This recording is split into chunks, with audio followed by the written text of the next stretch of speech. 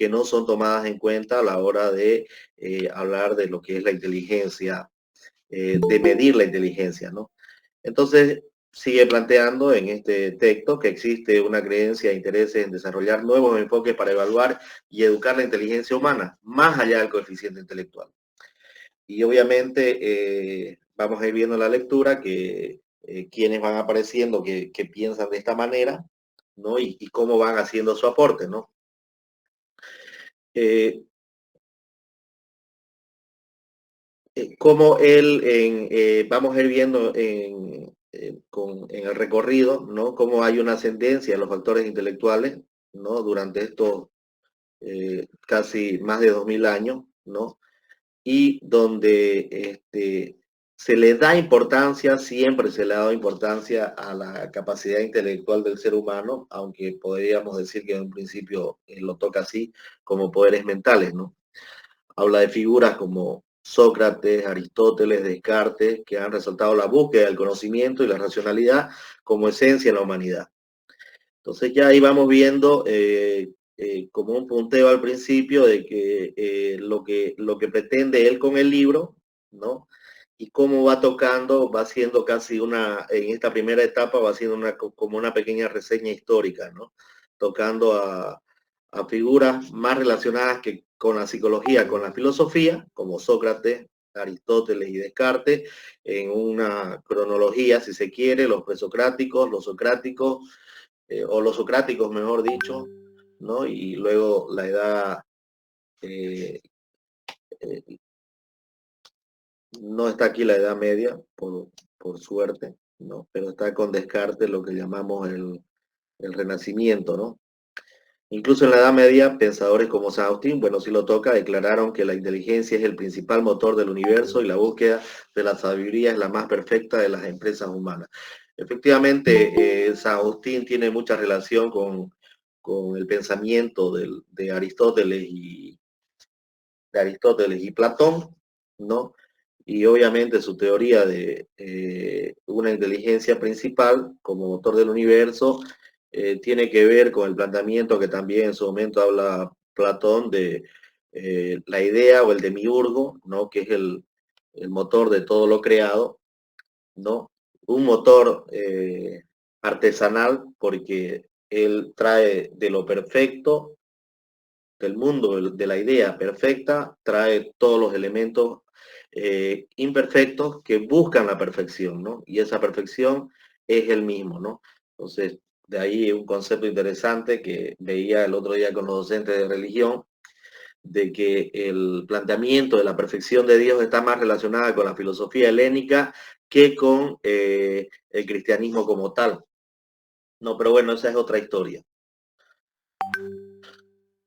Entonces aquí podemos hacer ya algunas preguntas, ¿no? Según el texto, ¿qué es lo que tradicionalmente se ha utilizado para evaluar la inteligencia? Según esta primera parte del texto, podríamos plantear pruebas que miden habilidades como vocabulario, aritmética y memoria, observación del comportamiento en diferentes contextos culturales o entrevistas con expertos en psicología.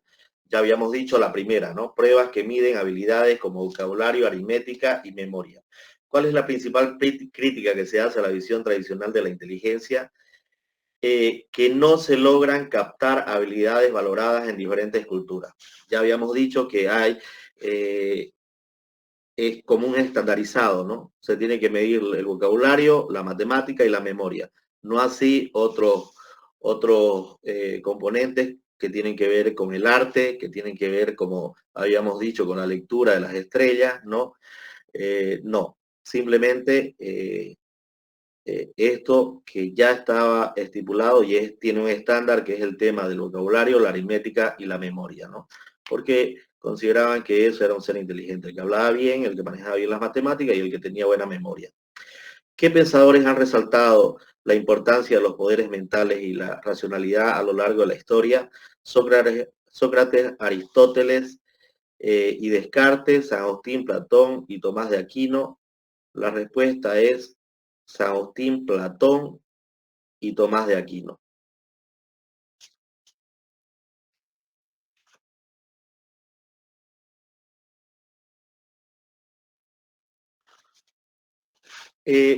Continuando con la lectura, hay una importante, hay unos importantes párrafos, ¿no? Donde habla de que Dante y Francis Bacon enfatizaron la importancia del intelecto y la investigación científica en la sociedad.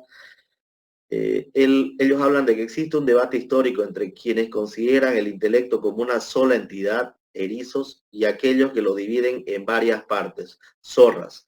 ¿Qué quiere decir esto de erizos y zorras, no? En la lectura se puede entender que cuando hablamos de erizos hablamos de que el intelecto solamente se puede tomar en cuenta eh, todo el comportamiento de una persona, todo lo que hace o lo que deja de hacer, hace que se lo considere como uno solo, como una sola entidad que puede ser considerado como un ser inteligente o no inteligente, ¿no? Y sin embargo, está la otra postura, que es la de la zorra, ¿no? Que divide en varias partes, ¿no? Que divide que la forma de comportarse, la forma de actuar, la forma de vestirse, de cantar, de eh, todo eso que está separado por partes, unido, hace de que se pueda hablar de que si una persona, el, qué grado de intelecto tiene una persona, ¿no? Entonces, ya esta discusión de este filósofo Francis Bacon, ¿no? Permite hablar sobre que hay unas competencias, ¿no? Eh, en la inteligencia humana y por lo tanto hay una existencia de inteligencias humanas autónomas, ¿no? Esto es relacionado con la postura de la zorra, ¿no? Entonces, se plantea ya la idea de que hay una evidencia de múltiples inteligencias que pueden adaptarse y combinarse de diversas maneras. Eh, este planteamiento que está planteado ya de manera al principio, si se quiere, los estudios relacionados con lo que es la inteligencia, es un punto de partida interesante, ¿no? Que él lo toma en cuenta. Pero en esta parte de la lectura, que no es muy amplia, sí podemos hacer algunas preguntas, ¿no? ¿Cuál era la opinión de Dante sobre la función de la raza humana en la Alta Edad Media? A. Priorizar la acción sobre la especulación, actualizar continuamente toda la capacidad posible del intelecto, limitar el conocimiento a la fe y al amor, oponerse a la investigación científica. Él dice que es actualizar continuamente toda la capacidad posible del intelecto, es decir, para él eh, no alcanza con decir que vos naciste, que uno nace inteligente, sino que hay que ir viendo cómo en el transcurso de su desarrollo, en la interacción con el contexto, eh, esa inteligencia, ¿no? Esa capacidad que ya se la puede observar, que se lo puede ver, que la tiene innata la persona, va desarrollándose, va ampliando su capacidad, va mejorando, ¿no? Porque se va actualizando continuamente, ¿no? Y eso es lo que a veces no se hace, ¿no? Se define a una persona como 6 alto o sobresaliente o bajo en una primera evaluación, ¿no? ¿A quién se refiere el texto como erizos y zorros? A seres mitológicos, a individuos ágiles y veloces, a personas que consideran el intelecto como una sola entidad o dividen en varias partes respectivamente, a términos poéticos sin significado específico. Ya lo habíamos dicho que el concepto de erizos y zorra, que puede ser una pregunta que les aparezca, se refieren a personas que consideran a la postura, ¿no? de intelectuales que consideran que el intelecto puede ser, según los erizos, una sola entidad o se puede dividir en varias partes respectivamente, ¿no? Que serían zorras. ¿Por qué se plantea la existencia de múltiples inteligencias en el texto? A, porque cada individuo nace con una inteligencia específica, porque hay evidencia persuasivas de la autonomía de las competencias intelectuales humanas, porque las zorras buscan la fragmentación del intelecto. D, porque los erizos creen en una sola capacidad intelectual inviolable? La respuesta a por qué se plantea la existencia de múltiples inteligencias es porque hay evidencia persuasiva de la autonomía de las competencias intelectuales, ¿no? De las competencias intelectuales humanas. Por eso es que no solamente dice de que no una persona eh, puede ir actualizando continuamente su capacidad, sino también nos dice de que eh, no podemos decir que una persona, no podemos comparar la inteligencia de una persona con la otra porque hay características que son distintas de una persona a la otra, ¿no? Es casi una protesta contra aquel concepto unitario y único de que la persona debe ser medida con la misma evaluación y solamente eso es lo que demuestra si es o no es inteligente.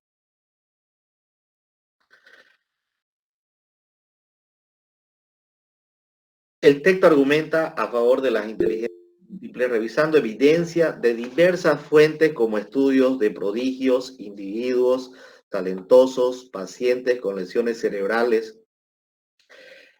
Es decir, esto también es importante, ¿no? El hecho de que eh,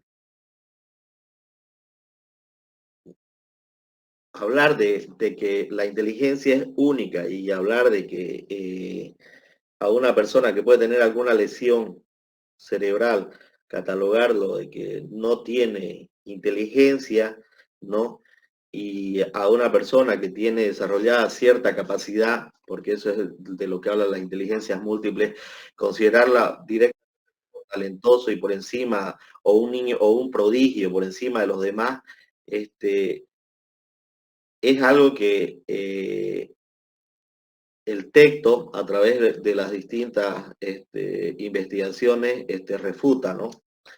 Se defiende que las inteligencias específicas surgen al ser identificadas en poblaciones especiales o individuos, culturas donde se desarrolla de manera notable. Es decir, aquí aparece un nuevo elemento, ¿no? Lo cultural. Es obvio que en una cultura, y por ejemplo, a mí me viene el ejemplo de los helenos, ¿no? De los helenos en Grecia.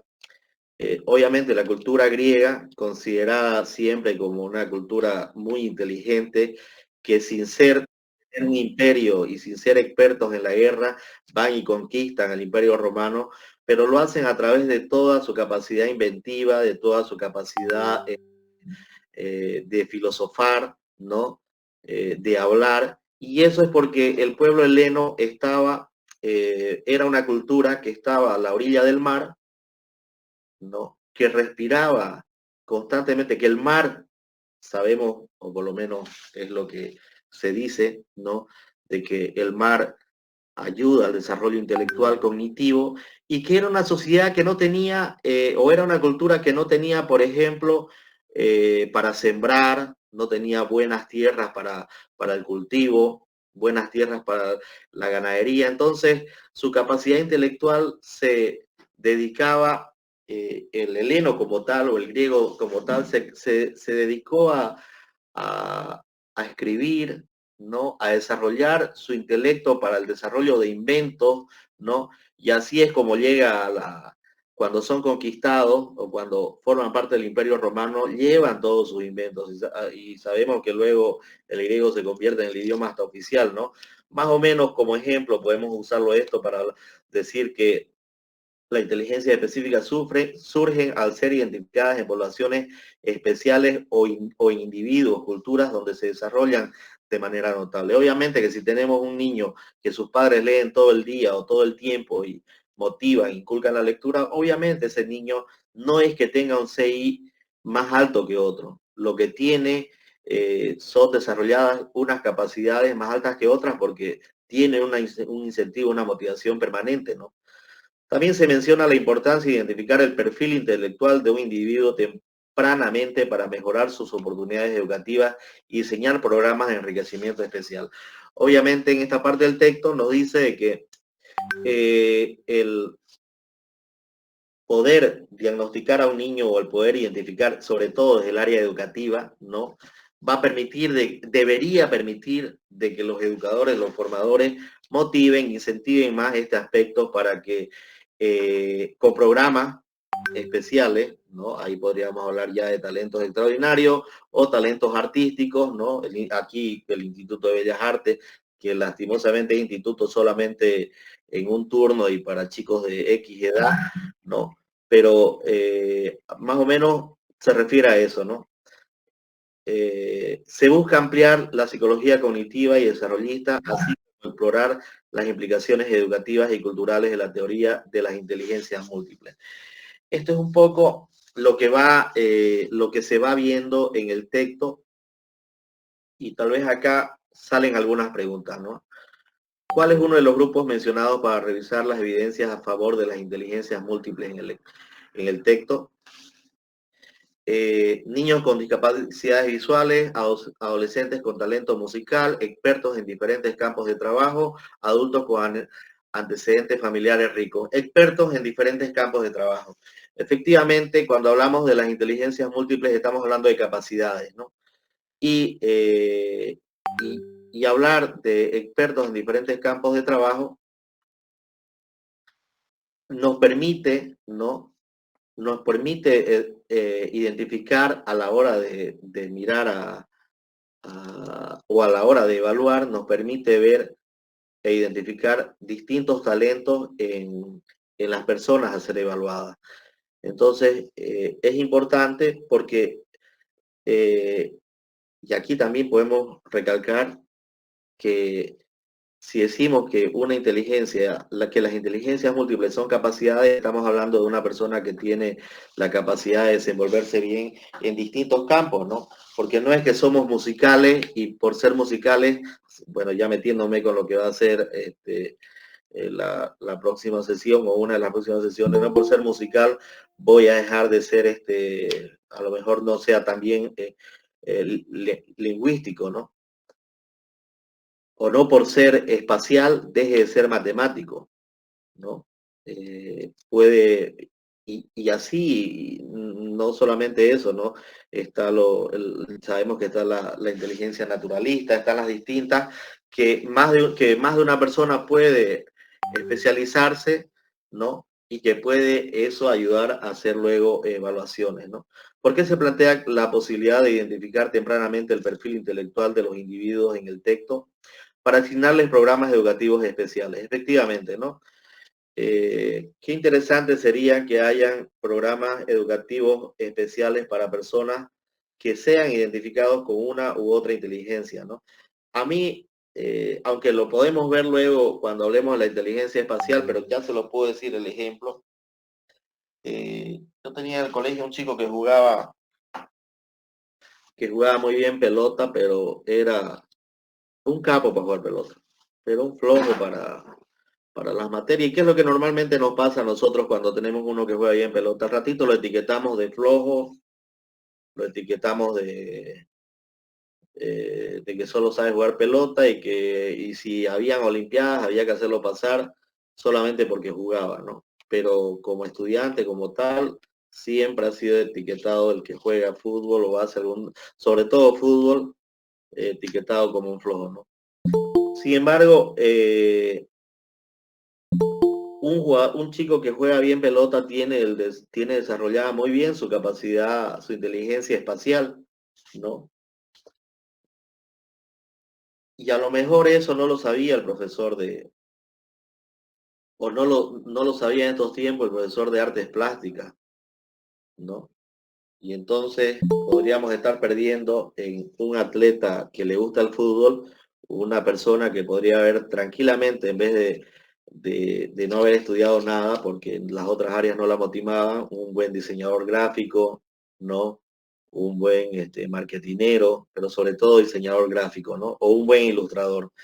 Porque obviamente para jugar fútbol hay que tener claro de que se juega un espacio y hay que pensar, tener una visión panorámica 3D, 4D inmediata para poder hacer un pase, para poder esquivar a un jugador, etcétera, etcétera, etcétera.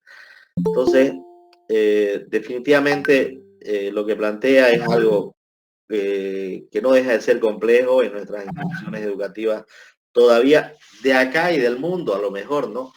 El tener la posibilidad de crear programas educativos especiales que no tienen que ser dentro, obviamente, a lo mejor no tienen que ser dentro del horario de clase, pero que sí pueden ayudar bastante. A lo mejor el BTH puede apuntar a ello, no lo sé todavía, pero no sé si antes de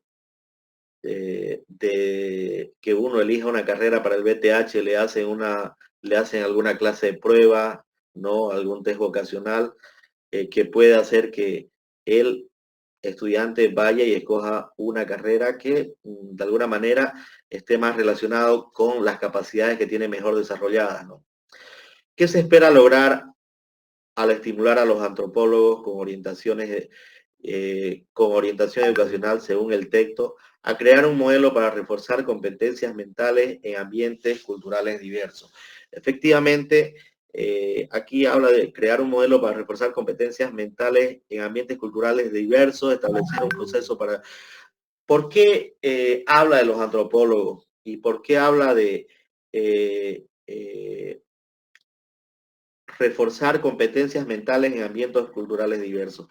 Ya hemos dicho que la medida del CI limitaba mucho, ¿no?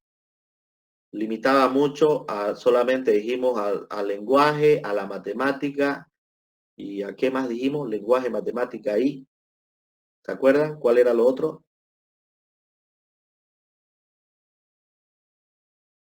Hola,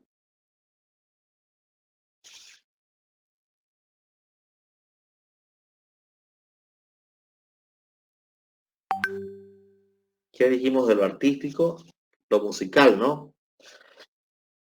Eh, Crear un modelo para reforzar competencias mentales en el ambiente cultural, en ambientes culturales diversos, se refiere a que efectivamente los antropólogos deben ser un apoyo, un aporte para el desarrollo de las inteligencias múltiples o de las capacidades, ¿no? Porque la orientación que ellos tienen o la formación que ellos tienen como antropólogos y como sociólogos es ver, rescatar lo cultural, rescatar lo social. Y desde ahí hay en distintas culturas hay un montón de capacidades, de competencias que se practiquen. Y estas deben ser tomadas en cuenta para que ayude al desarrollo intelectual de la persona desde estas prácticas, ¿no? Desde estas prácticas que son competencias mentales, que son parte de una cultura específica, ¿no? Lo decía con el ejemplo de los griegos, ¿no? Pero también lo podemos decir con, por ejemplo, eh, alguna vez tuve la suerte de trabajar en las escuelas de la zafra acá en Santa Cruz, en distintas zonas zafreras, en 10 municipios zafreros, ¿no? Y era interesante ver cómo los hijos de los cañeros, ¿no? Manejaban un montón de ejemplos que ahora podríamos trabajar en lenguaje, en matemática, hasta en robótica, ¿no? Pero que no eran tomados en cuenta como parte de un aprendizaje académico porque no estaba dentro de esa currícula, ¿no? No estaba lo que ellos sabían hacer, al igual que lo que sabían hacer sus papás, no estaban dentro de una currícula y sin embargo era la puesta en práctica de distintas fórmulas, de distintas maneras de comprensión lectora, ¿no? Si queremos, ahí se aplicaba muy bien el tema de la práctica, la teoría, la valoración y la producción, pero no estaba dentro de un programa. No estoy hablando de esto antes de que cuando estaba en sus pininos la 070, se estaba dejando la 1565 y entrando a la 070. Porque luego la 070 al principio tomé en cuenta todas estas experiencias, pero luego se han ido nuevamente perdiendo, ¿no? Y no son parte tampoco no son validadas como muestras de el conocimiento, ¿no? o del desarrollo intelectual de una persona. Entonces, por eso es que habla de reforzar las competencias mentales en ambientes culturales diversos, ¿no? Y esa es una tarea para los antropólogos. Este trocito lo copié tal como estaba en el libro, ¿no? Porque habla de la frenología, ¿no? Acá habla de que el enfoque principal de la frenología, como se describe en el texto, se basa en la idea de que los cráneos humanos difieren entre sí, reflejando diferencias en el tamaño y la forma del cerebro, y de que estas variaciones están relacionadas con funciones mentales específicas. Según la frenología, examinando las configuraciones craneales de un individuo, un experto podría determinar las fortalezas, debilidades e idiosincrasias de su perfil mental, asignando diferentes áreas del cerebro a funciones discretas. A pesar de la popularidad inicial de la frenología en Europa y los Estados Unidos, durante la primera mitad del siglo XIX se han señalado críticas y limitaciones en sus afirmaciones, como la falta de correlación definida entre el tamaño del cráneo y el intelecto del individuo. Es una postura, él está haciendo un relato como una línea de tiempo, ¿no? Y dentro de esa línea de tiempo aparece la frenología, que tiene esta postura interesante, ¿no? A más grande el cráneo, más inteligente soy, ¿no? Y de acuerdo a qué parte este, del, del cráneo tenga mejor desarrollada, tiene mayor relación con áreas del cerebro y con funciones, ¿no? Cerebrales. Habría que ver cuántos cráneos destaparon, ¿no? Los que son parte de esta postura de la frenología. Entonces, aquí en esta parte de la lectura aparecen algunas preguntas, ¿no? ¿Cuál de los siguientes enunciados describe mejor el origen de la teoría frenológica de Frank Joseph Gall? Inciso A. Gall desarrolló la frenología después de observar las diferencias en las características mentales y la forma del cráneo de sus compañeros de su escuela primaria. Inciso B. Gall desarrolló la frenología después de estudiar la anatomía comparada del cerebro de animales. Inciso C. Gall desarrolló la frenología después de trabajar con pacientes en hospitales psiquiátricos y prisioneros. Inciso D. Gall desarrolló la frenología después de leer sobre la fisionomía y una teoría previa que relacionaba la apariencia física con la personalidad. En realidad, en el texto nos habla como una anécdota como Gall, viendo la diferencia en las características mentales, en el tamañito de los cráneos de sus compañeros de la escuela primaria, viendo eso, ya se le queda a él eso de que a lo mejor el que era más cabezoncito, ¿no? Tenía formas distintas de expresarse o hacer las cosas, ¿no? Y a partir de ahí, quedándose con eso, una vez que él tiene la posibilidad, empieza e inicia su estudio, ¿no? ¿Cuál fue la principal contribución de Frank Joseph Gall a la fenología?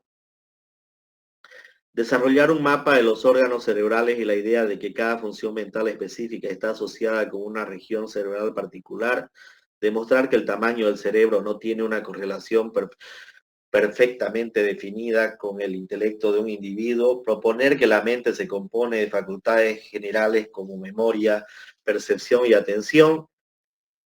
La respuesta correcta es la A, ¿no? En la misma línea de lo que vimos en la primera parte y la lectura que hicimos hace ratito, ¿no? Desarrollar un mapa de los órganos cerebrales, porque así lo plantea, y la idea de que cada función mental específica está asociada con una región cerebral particular, que es lo que nos dice aquí, ¿no?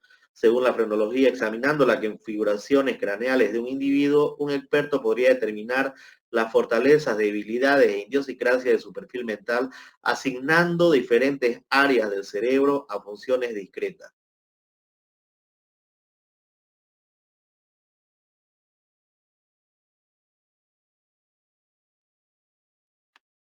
¿Cuáles fueron los principales postulados de la frenología de Gall? cada facultad mental se localiza en un órgano específico del cerebro. Él los llama órganos, ¿no? A lo que podríamos llamar nosotros las partes del cerebro, ¿no? Pero él las llama órganos. ¿Cómo se relaciona la psicología científica emergente del siglo XIX con los estudios sobre el cerebro y la localización de las funciones? En el texto nos dice que los psicólogos se enfocan en estudiar las leyes generales del procesamiento de la información humana, alejándose de los hallazgos sobre el cerebro. Efectivamente, no toman en cuenta, porque como lo dice también acá, no, no. A pesar de la popularidad inicial de la frenología de Europa y los Estados Unidos durante la primera, se han señalado críticas y limitaciones en sus afirmaciones, como falta de correlación definida entre el tamaño del cerebro y el intelecto del individuo. Entonces, ellos toman solamente el tema del procesamiento de la información humana que está en el cerebro, pero no así, no se enfocan en estudiar esta ley o en estudiar esta teoría que tiene que ver con cómo está ubicado, dónde está ubicado lo que él considera órgano del cerebro. Bien, después de Gall se nos viene, y van a disculpar que haya harta letra, pero era como teníamos que tocar un poquito esta parte de Piaget, porque me parece interesante su aporte y también así lo ve el autor, ¿no? No solamente Piaget. Dice, no estamos Hola, viendo las diapositivas. no sé, No, o sea, está en la primera diapositiva. ¿verdad? Sí, Ay, no puede ser. O sea que he seguimos en ido la yo primera. hablando y no. Ahora, Ahora sí, ahora sí, ahora sí. Recién dice. ay, mire, todo esto ya hemos avanzado. Las preguntas que les hacían y respondía eran estas, esto. ¿Y cómo no me dijeron? Esto es lo que ahorita Es que hemos le visto. escuchamos, dicen. Lo de Frank Joseph Gall. Y estamos acá, en Piaget. Les decía que el texto es amplio y he tratado de resumirlo y lo vamos a leer ya. Para Piaget, la interpretación de las pruebas de la inteligencia no es un asunto de gusto o preferencia, sino que requiere un análisis científico del racionamiento del niño. Y ya sabemos que Piaget tiene su propuesta, ¿no? Piaget llega a la conclusión de que lo importante no es la exactitud de la respuesta, sino las líneas de razonamiento que invoca el niño para llegar a esa conclusión. Entonces, ya Piaget, que plantea su teoría de los estadios, ¿no? Y es el máximo representante de lo que tiene eh, en desarrollo integral, si queremos llamarlo así, o en la psicología cognitiva, ¿no? Uno de los principales representantes, eh, nos dice, ¿dónde está? De que lo importante no es la exactitud de la respuesta, sino las líneas de razonamiento que invoca el niño para llegar a esa conclusión. Las pruebas de inteligencia tradicionales, como la de Binet-Simon, tienen varias limitaciones según Piaget. Primeramente, dice él hace ya una mirada más exhaustiva a lo que conocemos como pruebas de inteligencia, que por lo menos yo hasta el año 98 eran las que se seguían aplicando, ¿no? Son ciegamente empíricas y no se basan en una teoría de cómo funciona la mente, solo en si se obtiene la respuesta correcta. Efectivamente, él sí plantea, él piensa que es importante decir cómo funciona la mente. Y obviamente cómo funciona la mente tiene que ver lo que es innato y lo que es heredado y lo que sale del ambiente social, ¿no? Las tareas están alejadas de la vida cotidiana y se apoyan mucho en habilidades verbales y conocimientos factuales que reflejan el medio social y educativo del niño. Las tareas están alejadas de la vida cotidiana y se apoyan mucho en habilidades verbales y conocimientos factuales que reflejan el medio social y educativo del niño. Rara vez valoran la habilidad para asimilar nueva información o resolver nuevos problemas. Revelan poco sobre el potencial del crecimiento intelectual del futuro niño. Ahí un poquito relacionado con lo anterior, ¿no? Es decir, no son proyectivos. Simplemente dicen el niño es inteligente o no lo es y listo. En contraste a todo esto que estas observaciones que él le hace a las pruebas de inteligencia, él plantea una teoría, ¿no? Según el cual el individuo construye hipótesis continuamente para comprender el mundo. Primero a través de reflejos y acciones físicas, luego desarrollando operaciones mentales y luego desarrollando operaciones mentales, ¿no? Es decir, ensayo, error, ¿no? Primero la teoría, luego está la acción, ¿no? Y luego esa acción hace que quede, esa relación de la teoría con la acción hace que quede el aprendizaje. Piaget divide este desarrollo en etapas, cada una de estas etapas con características de pensamiento diferentes. Y sabemos que esas etapas son la preoperacional, la operacional concreta, la operacional formal. Allí hay una más, ¿no? Que se me está yendo. En resumen, para Piaget, la interpretación de las pruebas de la inteligencia requiere analizar el razonamiento del niño, no solo la respuesta. Las pruebas tradicionales tienen limitaciones que su teoría del desarrollo cognitivo buscaba superar al centrarse en los procesos mentales. Entonces aquí aparece un un claro desprendimiento o una clara protesta de lo que eran las pruebas de inteligencia, sobre todo la de Binet y Simon, ¿no? O Simon. Y creo que en la conclusión, el resumen nos dice eso, ¿no? La interpretación de las pruebas de la inteligencia requiere analizar el razonamiento del niño, no solo la respuesta. Y ese razonamiento se hace en un contexto, con un entorno, ¿no? En una edad cronológica determinada, pero y obviamente va cambiando, va teniendo madurez ese niño y esa misma prueba la va a desarrollar de distinta manera en la medida que vaya teniendo un desarrollo esa persona. Por eso también él habla y critica que no mira esta prueba el potencial del crecimiento intelectual del futuro niño.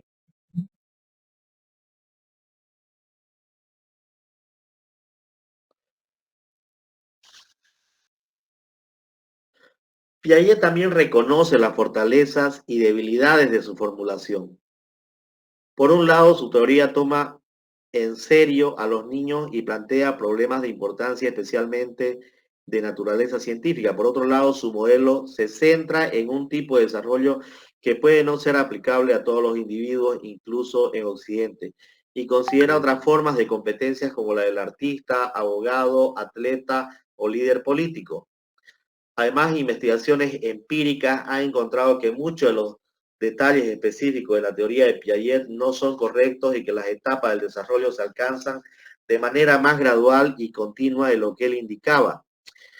Claro, acá nos dice que hay muchos ejercicios, ¿no? Relacionados con el desarrollo, con las etapas del desarrollo que plantea Piaget y, y obviamente son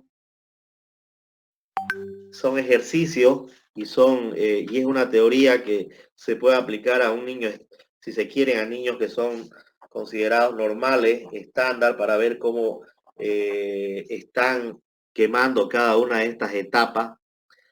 Y obviamente, hoy por hoy, en estos tiempos, si nosotros le decimos a un niño de 4 años, por ejemplo, ¿no? Que al quebrar un huevo pase la yema de un huevo y la clara se quede en el otro, esa prueba el niño la va a poder hacer con total normalidad, algo que a lo mejor hace años atrás podría haber sido más complicado, ¿no?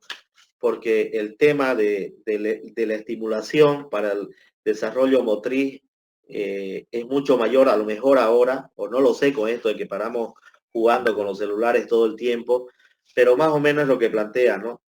De que hay algunas actividades que él plantea, ¿no? Que son que las estandariza y que dice que son para tal edad y tal edad, y sin embargo, de acuerdo a la estimulación, un niño la podía ir desarrollando antes, ¿no? Un niño que tiene unos papás que le leen todos los días, que hablan con él todos los días, es lógico que ese niño no es porque tenga un CI alto, sino porque tiene una estimulación alta que va a lograr leer y va a lograr escribir a temprana edad, ¿no?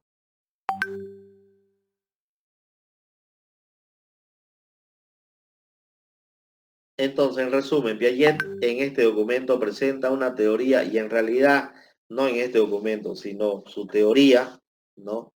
Habla del desarrollo cognitivo que destaca la construcción activa del conocimiento por parte del individuo y las etapas por las que pasa este desarrollo, al tiempo que reconoce las limitaciones de su enfoque.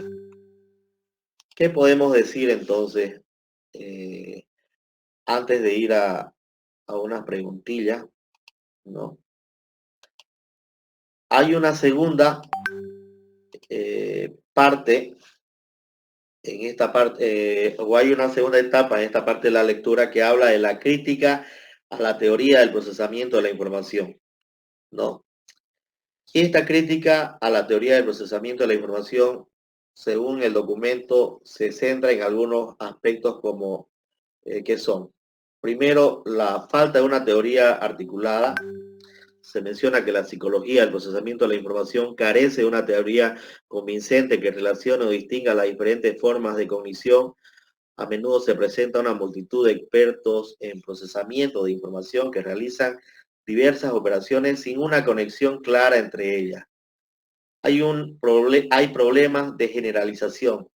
Se critica la noción de que un solo mecanismo general pueda resolver todos los problemas humanos, lo cual se considera demasiado general e impreciso. Además, se señala que los problemas estudiados son predominantemente de naturaleza lógico-matemática, la que la mitad de la aplicabilidad de los hallazgos a otros dominios.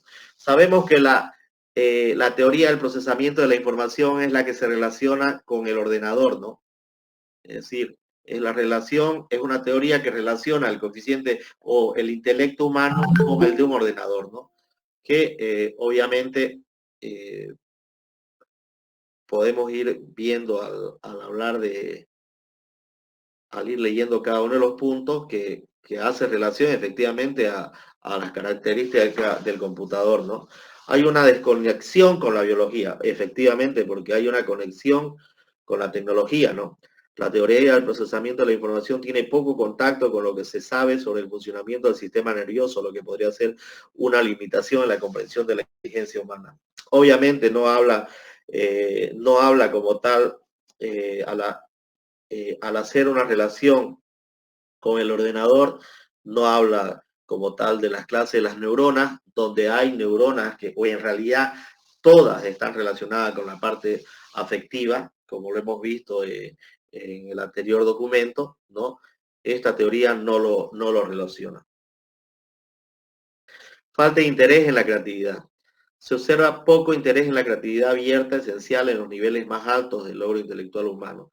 Los problemas planteados suelen tener soluciones únicas o en un conjunto pequeño de soluciones y no se presta atención. Es decir, es más lógico. Al ser matemático, obviamente las soluciones están relacionadas con la matemática a través de ejercicios precisos, a través de procesos exactos, ¿no? A través de protocolos ya diseñados y no da lugar a el lado al hemisferio derecho, ¿no?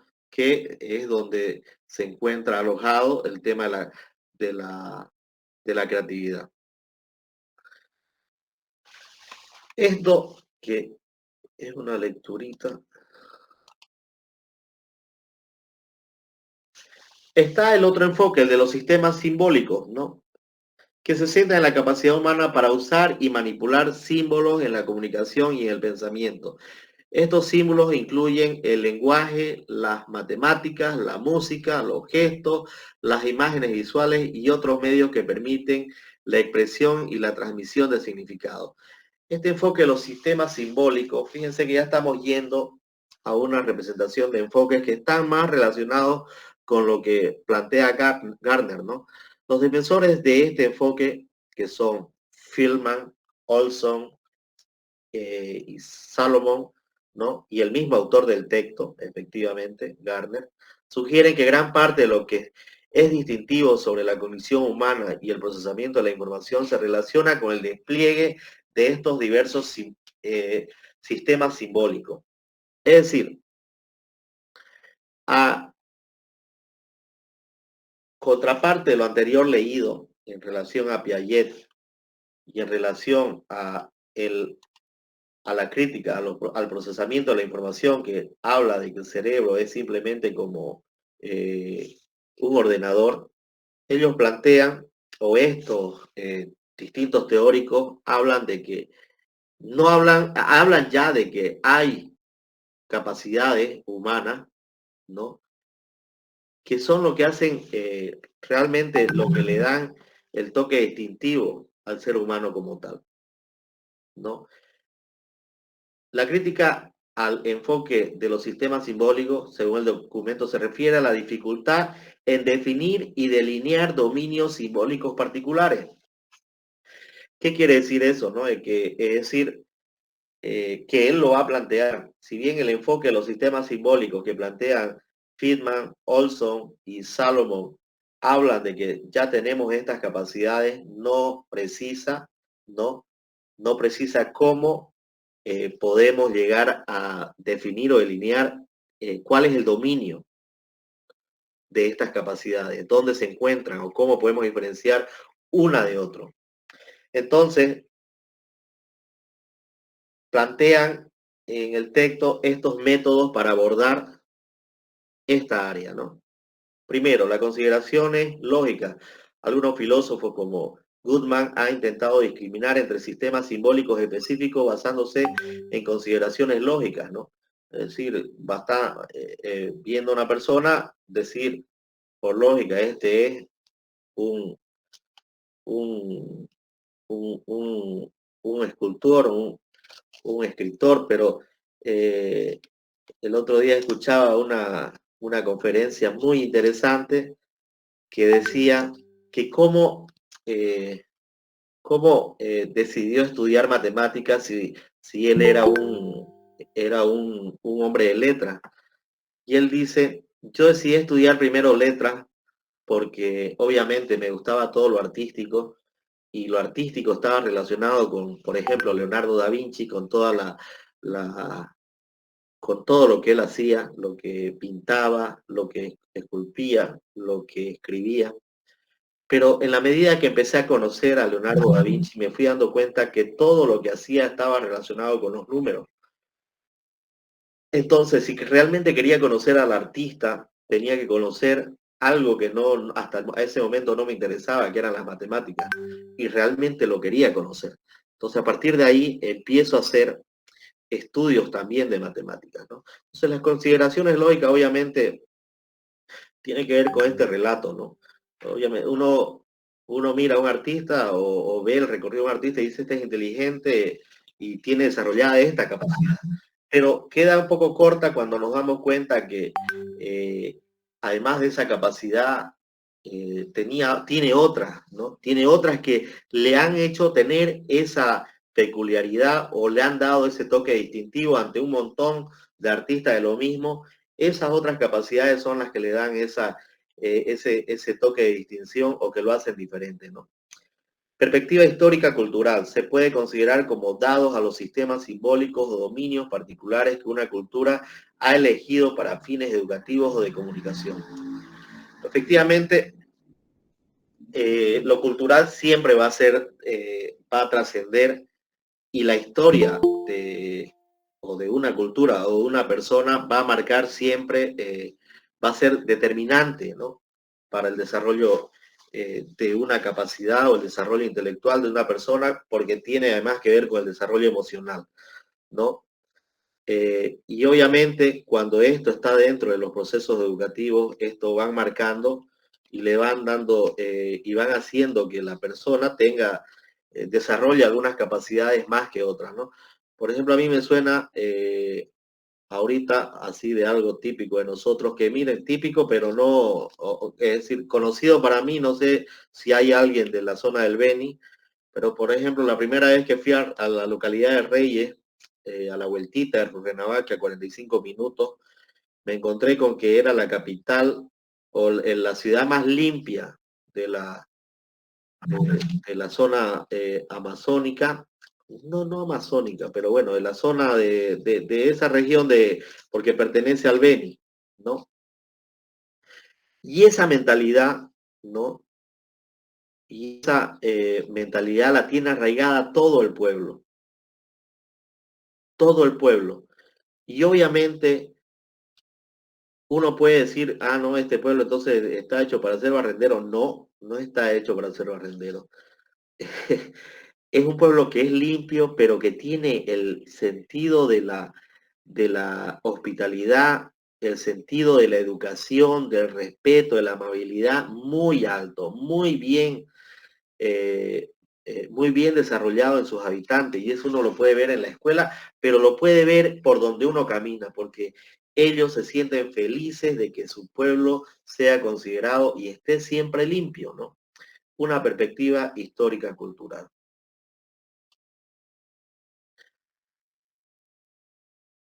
Enfoque empírico de los probadores de inteligencia. Se puede identificar correlaciones estadísticas entre tareas simbólicas para inferir competencias subyacentes, pero esto puede llevar a correlaciones engañosas si se usan tareas idiosincráticas. Es decir, puede haber una correlación en un montón de ejercicios, en un montón se puede estandarizar un montón de pruebas, pero deben ser siempre las pruebas validadas en el contexto donde van a ser tomadas, ¿no?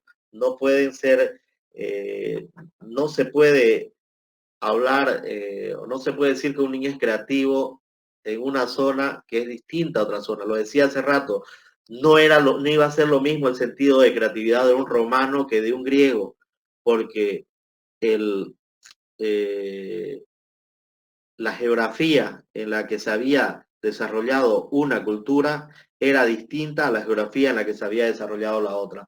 Por eso tenía experticia en estrategias de guerra y en política, y la otra tenía experticia en todo lo que tenía que ver con el invento, ¿no? El enfoque neuropsicológico, observar que capacidades simbólicas fallan juntas bajo condiciones de lesión cerebral para inferir una organización natural, pero esto también tiene trampas, ya que la proximidad física en el sistema nervioso no necesariamente refleja mecanismos neuronales similares y las culturas pueden influir en la organización de las capacidades. Efectivamente, ¿no? El hecho de que podamos decir que una persona tiene retraso cerebral, o que una persona al sufrir una lesión sea considerada como ya un inválido en una sociedad, hay sociedades y sean totalmente postergados. Eso puede ser en una sociedad, pero no en todas las sociedades y no en todas las culturas. Y ese entorno social puede hacer que su desarrollo cognitivo de a poco vaya mejorando el individuo, o por lo menos que dentro de la media de lo que se pensaba que podía ser, que podía lograr desarrollar, termina sobrepasando eso, ¿no? Y podemos ver casos de chicos con síndrome de Down que han entrado a una escuela y han tenido estímulo permanente, estimulación permanente, que han logrado salir bachilleres, que han logrado entrar a la universidad. Ahorita, antes de empezar a charlar con ustedes, veía una entrevista a un joven con síndrome de Down y le preguntaban qué era lo mejor y lo peor de tener síndrome de Down. Y él decía, lo mejor de tener síndrome de Down es que soy una persona alegre, siempre positiva, me encanta sonreír, soy feliz, soy feliz. Y lo peor no lo tengo yo, decía. Lo peor está en la sociedad que me etiqueta, que piensa mal de mí, que cree mal de mí. Pero esa no es toda la sociedad. He tenido la suerte de que el entorno con el que me he formado, me he criado, me ha ayudado a ir venciendo todas estas dificultades, ¿no? Entonces, sin embargo, el enfoque, si fuera un enfoque neuropsicológico, no diría nada de esto, ¿no? Se quedaría simplemente diciendo de que este chico tiene síndrome de Down y por lo tanto hay que tratarlo como un chico especial, ¿no?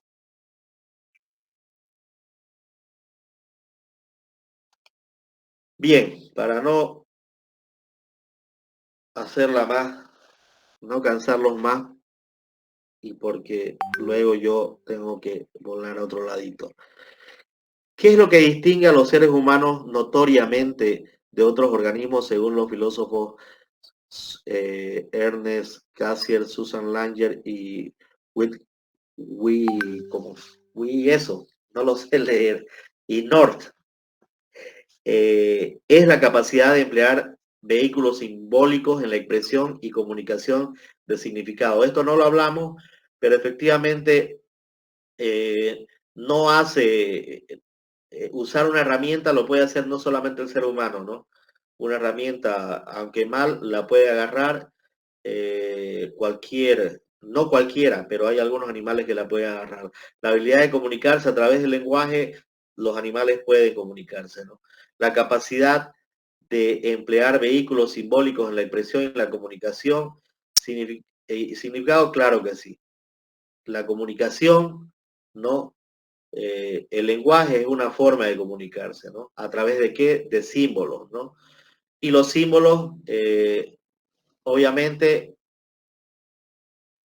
expresan lo que yo siento y lo que pienso. ¿Qué enfoque es más afín al trabajo y creencias del autor del documento? El enfoque de los sistemas simbólicos, ¿no? Eso ya fue casi lo último que vimos. ¿Qué preguntas se plantean los investigadores del Centro Médico de la Administración de Veteranos de Boston sobre la capacidad simbólica humana? Aquí hay algunas preguntas que están puestas que tal vez no lo hemos ido hablando porque es mucha la letra, pero sí el hecho de ponerle las preguntas y las respuestas es para que pueden ser algunas preguntas que pueden salir en el examen y por lo menos para que la tengan en su base de datos, ¿ya? ¿Qué preguntas se plantean los investigadores en el Centro Médico de la Administración de Veteranos de Boston sobre las capacidades simbólicas humanas? La pregunta que ellos se hacen es cómo se descomponen las capacidades simbólicas en condiciones específicas de lesión cerebral, ¿no? Es decir, veíamos hace rato de que hablar de que la medición del coeficiente intelectual no toma en cuenta o no, es decir, no mira qué posible lesión puede haber tenido una persona. Entonces, uno de los que refutan esto son los médicos, ¿no? Son los médicos y lo hacen haciéndose preguntas como esta, por eso es que aparece acá la pregunta igual. ¿Qué enfoque adoptan los investigadores Friedman, Olson y Salomon y el autor del documento para estudiar los sistemas simbólicos que se centran en los sistemas simbólicos humanos como centro primario de atención? Es decir, ellos dicen de que estos sistemas simbólicos, es decir, estas capacidades son lo llaman así, centros primarios de atención, porque es la característica que más sobresale en el intelecto humano de cada persona. Es decir, yo puedo ser, si yo tengo la capacidad desarrollada de mi inteligencia lingüística, obviamente puedo al escuchar o al leer, ¿no? Pero hay otros que son musicales, hay otros que son espaciales y hay otros que, y obviamente van a necesitar, se van a desenvolver mejor en esas áreas, ¿no? Porque si bien es cierto, van a atender su sistema simbólico, así lo plantean, ¿no? Es decir, este sistema simbólico es lo que hace que sea lo primero que se active dentro de una persona, ¿no? Y el sistema simbólico puede ser, obviamente, pueden ser letras, pueden ser imágenes, puede ser todo aquello que yo puedo percibir, ¿no? Que son símbolos que tienen una codificación y esa codificación que está dentro de mi cerebro, es lo primero que voy a atender. Y a partir de ahí voy a discriminar, ¿no? Lo que realmente más me interesa. Y ya, efectivamente, ¿no? Ya, después de haber hecho todo este revuelo por las distintas escuelas, nos habla el texto de cimientos biológicos de la inteligencia, fenómenos para ser explicados.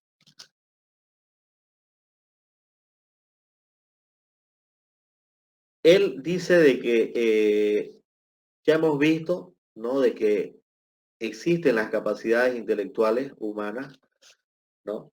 A lo que él va a llamar inteligencias múltiples, ¿no?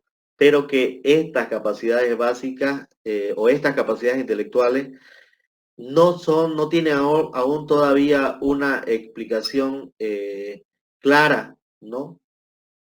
Sobre lo que sobre lo que son las inteligencias múltiples, o sobre lo que es la inteligencia, las capacidades intelectuales, ¿no? Eh, por eso él habla de algo que a lo mejor no se ha tocado hasta aquí, que tiene que ver con la importancia del conocimiento profundo del sistema nervioso. Y obviamente en cada una de las inteligencias vamos a ir viendo eso, ¿no? Lo importante que es el cómo funciona el sistema nervioso, cómo está organizado, cómo se desarrolla y cómo también puede fallar, ¿no? Porque así es como podemos entender la cognición humana. Entonces, para él es importante hablar de la flexibilidad del desarrollo humano, la identidad de las capacidades intelectuales que pueden desarrollar los seres humanos y esto tiene que tener una explicación a partir del conocimiento de lo que es el sistema nervioso.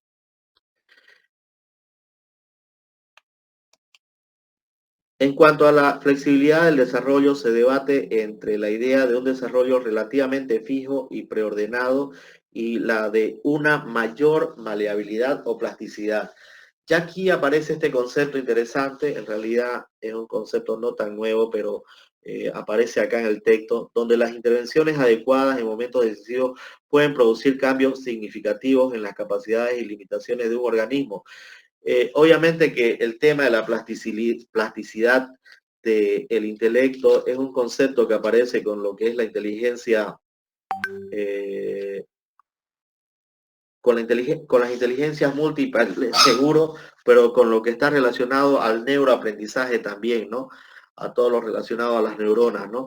El hecho de que el cerebro humano es como una plastilina que se va moldeando y que a partir de, y que no deja aprender nunca, ¿no? De que hay cada nueva experiencia ayuda a que se vaya moldeando el cerebro, ¿no? La segunda cuestión se refiere a si los seres humanos tienen capacidades intelectuales extremadamente generales o si están predispuestos a realizar operaciones intelectuales específicas. Creo que esta segunda pregunta es la que vamos a ir viendo, ¿no? La que vamos a ir viendo posteriormente, si realmente hablamos de que hay capacidades intelectuales generales, ¿no?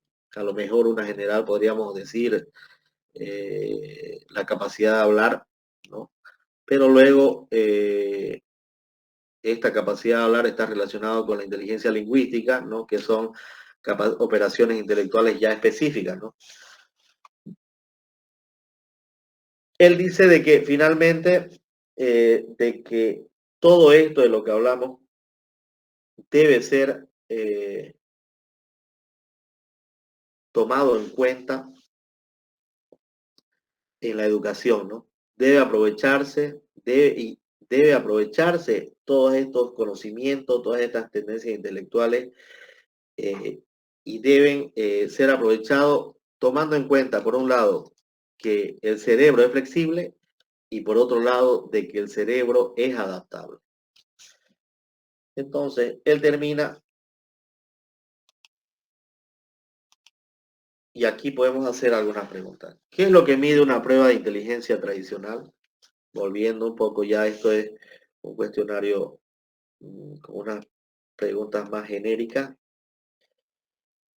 ¿Qué es lo que mide una prueba de inteligencia tradicional? La capacidad de navegar por el océano, el conocimiento del Corán, un consciente intelectual basado en respuestas y preguntas y tareas específicas. Y ahí podríamos aumentarle, cuando les tomen el examen, podríamos aumentarle el tema de lenguaje, matemática y música, ¿no? ¿Cuál es la crítica al enfoque del procesamiento de la información según el documento?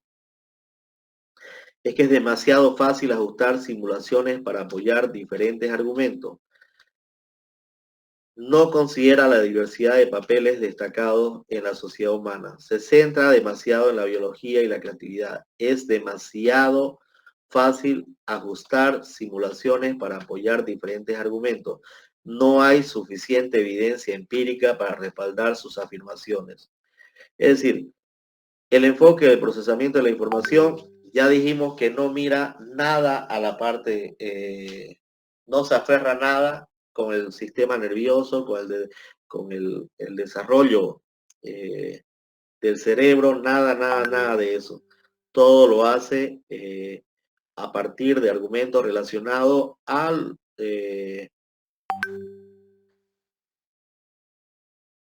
ordenador y por lo tanto todos son supuestos, ¿no?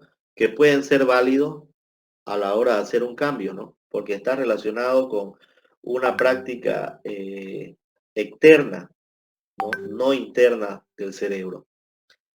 ¿Qué enfoque se considera más afín al trabajo y creencias del autor?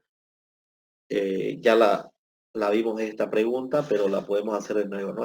El enfoque de los sistemas simbólicos, el enfoque del coeficiente intelectual o el enfoque piagetiano. La respuesta, el enfoque de los sistemas simbólicos. ¿Qué rol juega los genes en la determinación de las capacidades intelectuales humanas según el documento? Esta pregunta es interesante, ¿no? Los genes no juegan ningún rol en las capacidades intelectuales humanas. Las capacidades intelectuales humanas están completamente determinadas por los genes. Los genes proporcionan una predisposición para realizar determinadas operaciones intelectuales, pero el ambiente también influye. La expresión de los genes es irrelevante para el perfil conductual e intelectual de un individuo. Ya sabemos que aquí no había cómo pelarle, ¿no? Si bien no podemos decir cuál es el porcentaje de la influencia, pero por un lado está lo genético y por otro lado está lo ambiental, ¿no? Y en lo ambiental está el contexto, el entorno, que puede ser estimulante, motivacional y que también puede hacer de que tal vez una parte de los genes que estaba ahí, que no está ahí muy activa, siga quedando dormida de acuerdo a cuál es el entorno social en el que se está desarrollando esa persona. ¿Qué indica la neurología sobre las unidades funcionales en el sistema nervioso? Que existen unidades funcionales que sirven de habilidades microscópicas y funciones más complejas y polares humanas. Entonces, profes, esta es una primera partecita de este libro.